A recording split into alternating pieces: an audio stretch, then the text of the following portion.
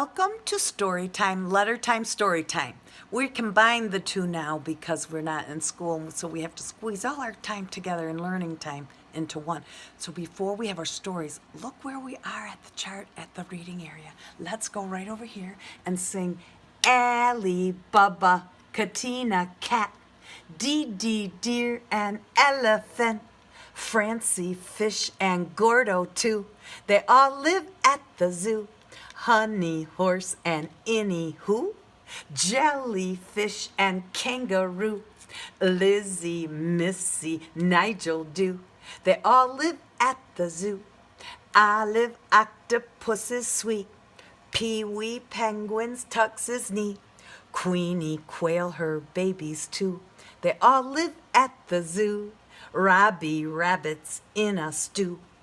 Sammy, snake, and Timmy too. Umber, Vincent, what a crew. They all live at the zoo. Willie Weasel, Xavier Fox, Yancey Yak just talks and talks. Zeke the zebra welcomes you. Come meet us at the zoo. Zeke the zebra welcomes you. Come meet us at the zoo. Good job. We're putting our zoo pets and our letters together so we can learn our letters with our zoo pets that help us with the sound. We love our zoo pets and our letter time, don't we? Well, remember yesterday we read a story called The Very Hungry Caterpillar. Let's go down to the felt board. And we're going to look now at our felt board. I moved it over here from the calendar time. And do you remember our story from yesterday? The Very Hungry Caterpillar. Let's tell the story on the felt board. Now, we read the story yesterday with all the pages. Remember, the butterfly laid an egg on the leaf. And the caterpillar hatched. And remember all the things the caterpillar ate, and there were holes in the pages. It's very, very cool how Eric Carle made this book with little pages. Did you notice that yesterday? The pages get bigger and bigger and bigger. Yes, it was very, very interesting how he decided to make this book like that and put holes in it. And let the pages grow, grow, grow, grow, grow. Let's see if we can tell the story without the book today, but with the felt board. Mrs. Boat has pieces that we made to put on the board and tell the story. All right? Let's see. Where does our story begin? It was a sunny day. Remember that in the story? It was a sunny day. And what was on the leaf? Yes, what a beautiful sunny day. Butterfly laid an egg on the leaf. And what hatched? What hatched out of that egg? Right, caterpillar hatched out of that egg. And he was very, very hungry. That's why the book is called The Very Hungry Caterpillar. We know that real life caterpillars eat and eat and eat. So this caterpillar was a very funny caterpillar. He's very different from the caterpillars that we have been talking about.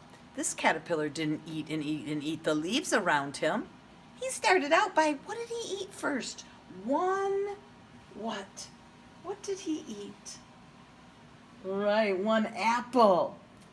One apple. And if you were at school and you could play with this at Explore Time when you came at first thing in the morning, you could play and you could make that caterpillar eat right through that apple. Did he stop there? No, he was still hungry, the book said. But he was still hungry. So do you remember what he ate next? One apple, then he ate through two pears. And you could crawl him right through the pears. Isn't that cool how he goes right through? what did the book say after he ate the pears? But he was still hungry. Thank you for saying those words with me. They were an important part of the story. So what did he eat after 1 apple and 2 pears? 3 purple plums. 1, 2, 3. And if you were here, you could make him crawl right through those holes. He munch, munch, crunch. But he was still hungry, right? You know the words, but he was still hungry. So he ate through 1, 2, 3, 4. What are these things? Do you remember? He ate through 4. 1, 2, 3, 4 on that sunny day. 4 strawberries. But he was still hungry. And it's the same day, so the sun is still shining. He was still hungry. On the next day, that's right, it was Sunday, and then Monday, and then Tuesday. Each day was a new day, wasn't it? That's right. So on Monday, he ate through the apple. On Tuesday, he ate the pears. That's right. Let's move our sun. On the next day, he ate 1, 2, 3, 4, 5 oranges. 1, 2, 3, 4, 5 oranges. But he was still hungry. So the next day, the hungry little caterpillar ate through a piece of cake and ice cream cone. Right, do you remember what else? There was a pickle. He ate through a pickle and cheese, a slice of Swiss cheese and salami and a lollipop and a piece of cherry pie and a piece of sausage. Look, he ate through all of them. But he wasn't finished. He ate through a cupcake. And what's this? Watermelon. And then, do you remember what happened? He had a tummy ache. He was not eating the right food, was he, for a caterpillar?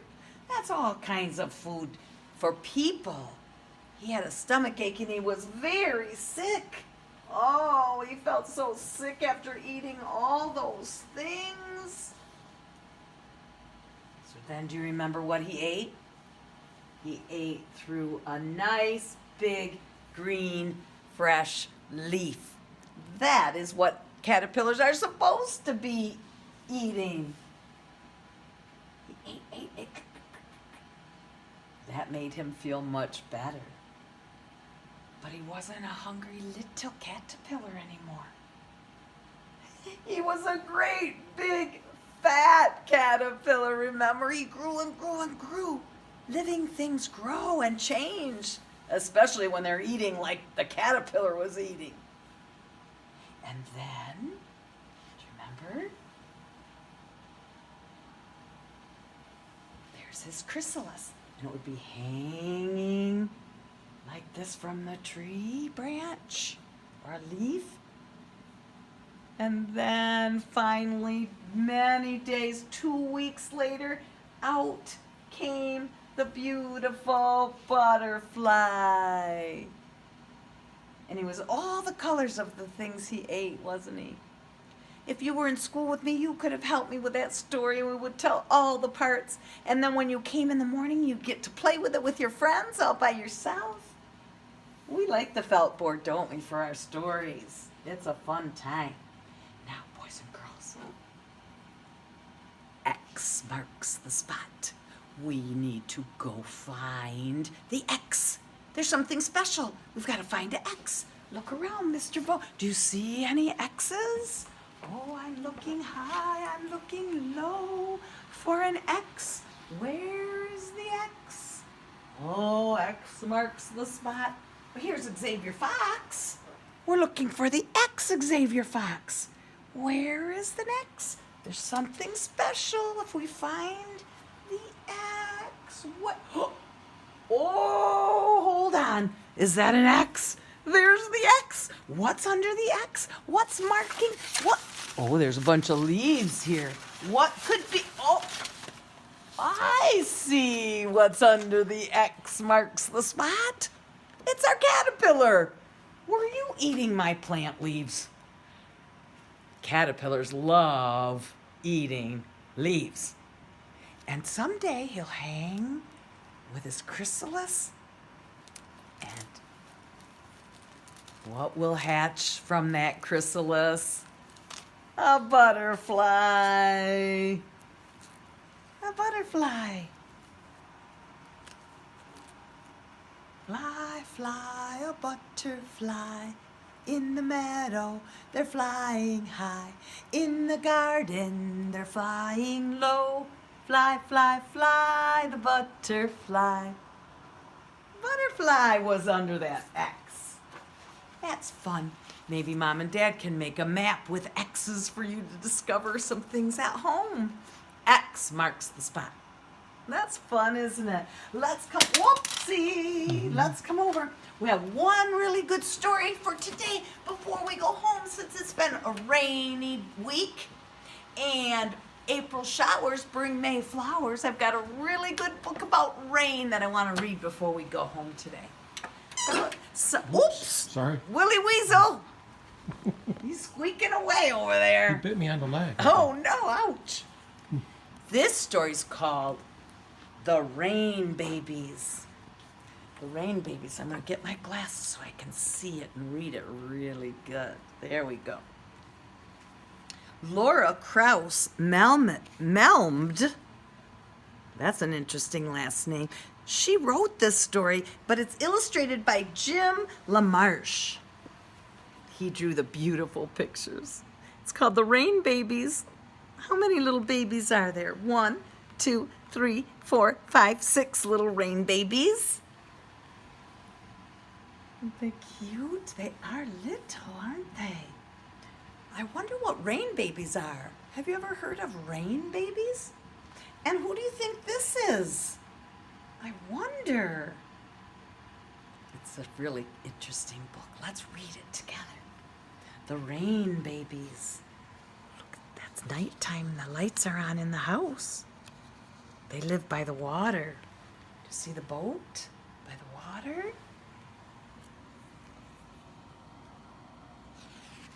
Rainbabies.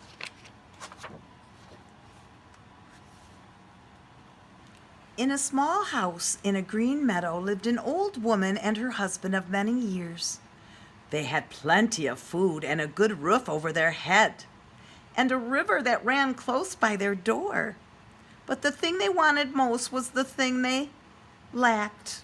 They didn't have a child to call their own. The days of good, honest work left little time for being sad.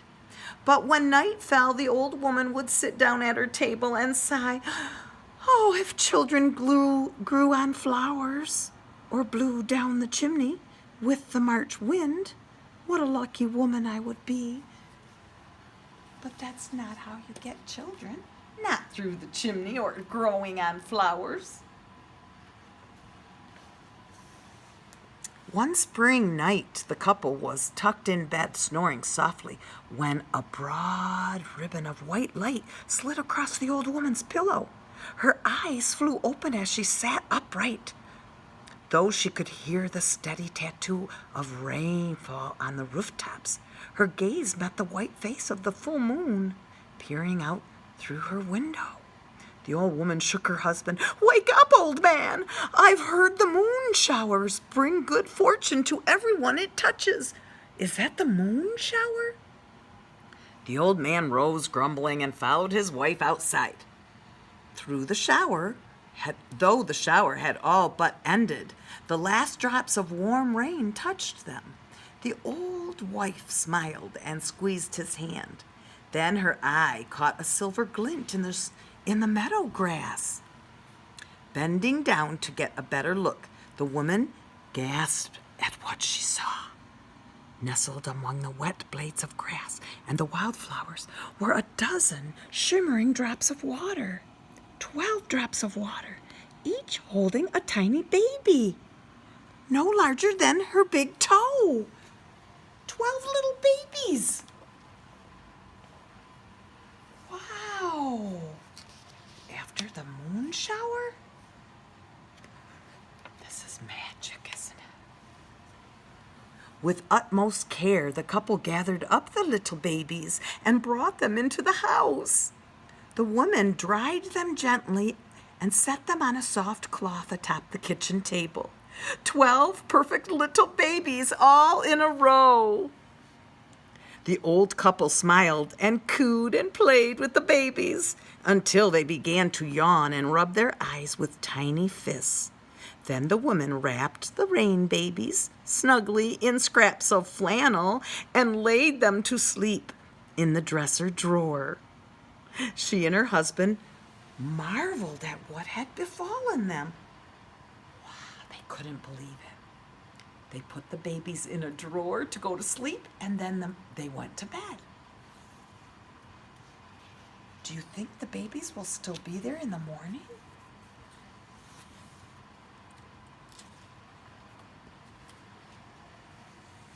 Day after day, the old couple cared for the rain babies and soon grew accustomed to their ways, and they learned how to take care of those little babies. The babies seemed happiest at nighttime and when the sky was getting dark. When they were tired or wanted to be held, they cried out in tinkling little voices and reached up with their plump little arms. Then the old man and woman soothed the rain babies with the palms of their hands and rocked them to sleep in a pair of wooden shoes lined with handkerchiefs so it would be nice and soft. See, they put them in the shoes to sleep. The old woman would sing, by and by, the moon is half a lemon pie. The mice who stole the other half have scattered star crumbs in the sky.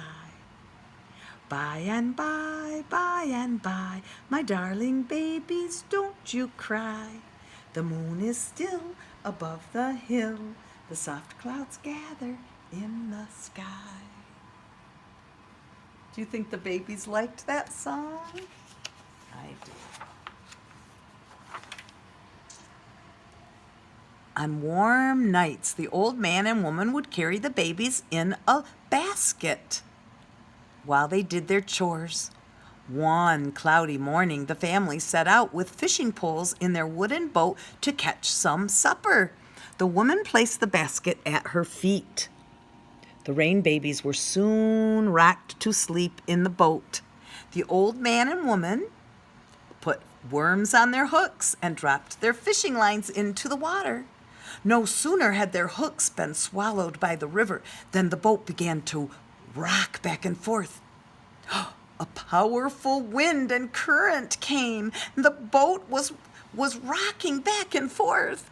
Oh my goodness, a mighty wave rose up and over the side of the boat. And before the old woman and man could stop, the basket of babies flew off the boat and into the water. Oh my goodness, see that big wave? And the old man reached as hard as he could. Oh my goodness, he has to reach the basket. The old man swam back to his wife and handed the basket up to her and climbed into the boat. Phew, they were relieved but wet, and they were so tired from trying to go get those babies in the water. The couple gave each other a big hug and they rowed home, forgetting about the fish. Their babies were safe. Oh, that's scary.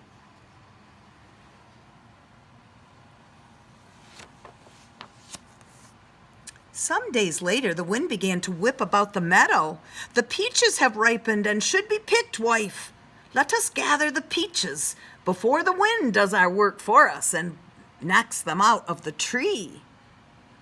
So the old woman carried the basket of babies to the orchard and laid it in the small clearing. The old man climbed a ladder that was leaning against one of the tree trunks. He picked a peach and handed it carefully to his wife to put in her basket. Suddenly the sky got dark and a terrible wind started blowing again. A crash of thunder sounded and a bolt of lightning struck the ground close to the basket where the rain babies were sleeping.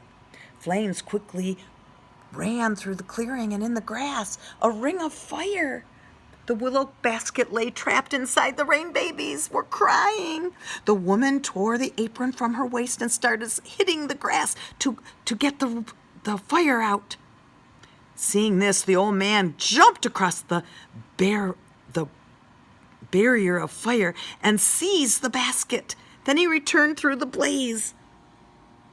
He handed the basket to his wife. A sudden rush of cool rain started raining from the clouds, and the fire disappeared.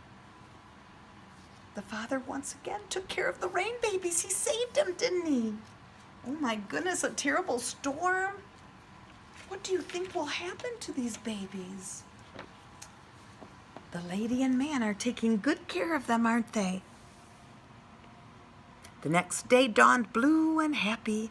The husband went early to the river to fish, and the wife went to work in the vegetable garden. Although the wild waters and the fire had made her scared of taking the babies outdoors, she was more afraid to leave them alone in the house. So she laid them on a blanket in the broad shade of a tree where they could play. A passing weasel. That looks like Willie Weasel. Do you see that wild weasel in the grass? He's looking at the babies. He thought they were babies like weasels have babies. He thought they were babies. A lucky mother to have so many little ones, she thought, and me with none to care for my own. With so many mouths to feed, who would mind missing one, said the weasel. She wants one of those babies for her own because she said she doesn't have any baby weasels. The weasel quietly snuck up on the blanket, sniffing and prodding around the babies with a long, whiskery snout. But the babies could tell there was danger, and they started to cry. The old woman came running, still clutching a turnip freshly dug from the earth. She reached the blanket just in time to see the weasel, and she threw that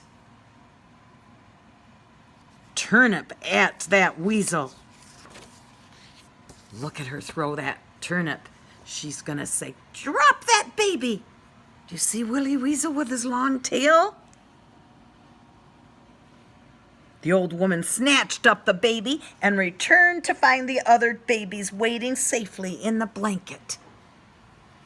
That weasel dropped the baby when it got hit in the head by a turnip. That night, after a good supper of brown bread and soup, the old couple sat sleeping by the fire. The rain babies slept soundly in their drawer, but a knock came at the door. The old man opened the door, and a strong blast of cold air rushed through the door into the kitchen. There was an old tall person wrapped in a heavy cloak. The couple watched the strange figure as they took off their cloak.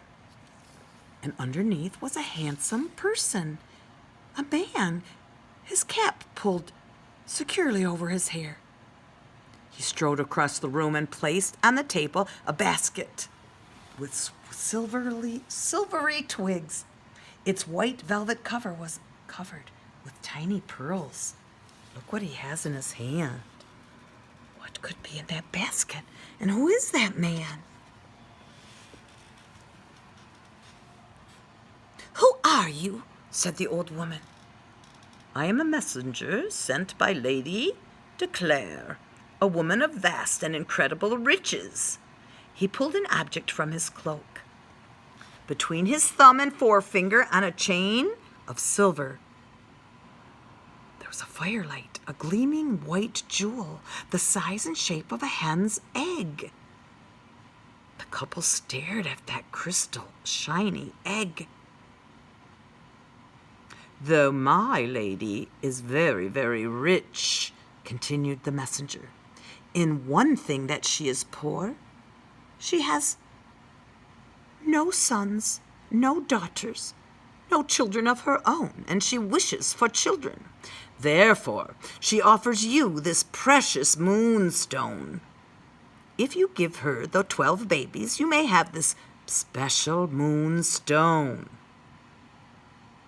Give her the babies and live your life with riches and money, for this moonstone is worth many, many sacks of gold coins.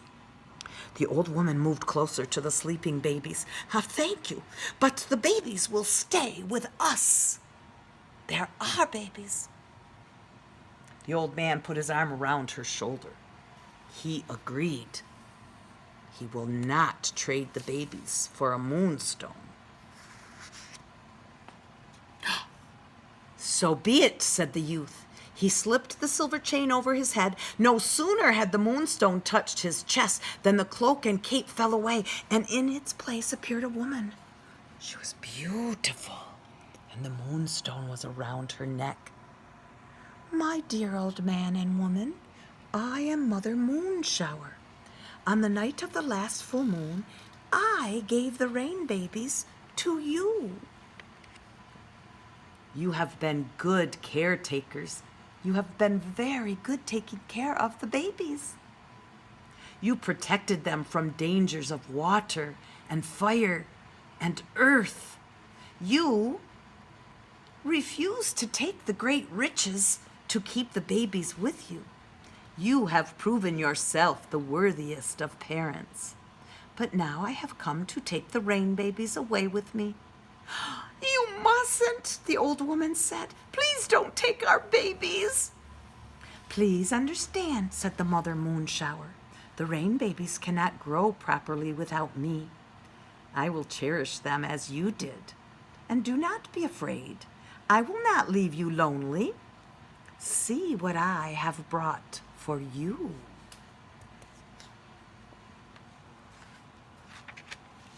So she called them to the table where the silver basket lay. Everybody had almost forgotten that basket that laid there. Inside the basket lay the most beautiful baby girl the old couple had ever seen. She had hair like the midnight sky, and she smiled up at them with shining, beautiful eyes. As the man lifted the little girl in his arms, Mother Moonshower scooped the Rainbabies into her basket. Wait, cried the old woman. She bent to the silver basket. She touched her lips softly to the forehead of each sleeping Rainbaby and gave them a little kiss. Each one smiled in turn without waking up. As the woman kissed the last tiny baby, Mother Moonshower and the Rainbabies disappeared.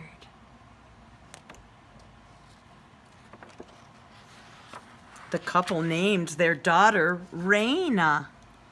Like all children, she brought the parents so much happiness and joy. They loved having a little girl, and she never gave them as much adventures as the little Rainbabies. No fires, no storms. Growing stronger and more lovely with each passing year, Raina picked the sweetest peaches from the orchard and caught the best, biggest fish. Her laughter warmed the small house, and the old man and the old woman were so happy with their baby girl.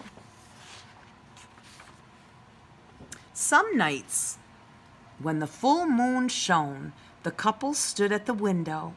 They watched their daughter, arms outstretched, and hair floating in the soft breeze, whirling gracefully across the moonlit meadow.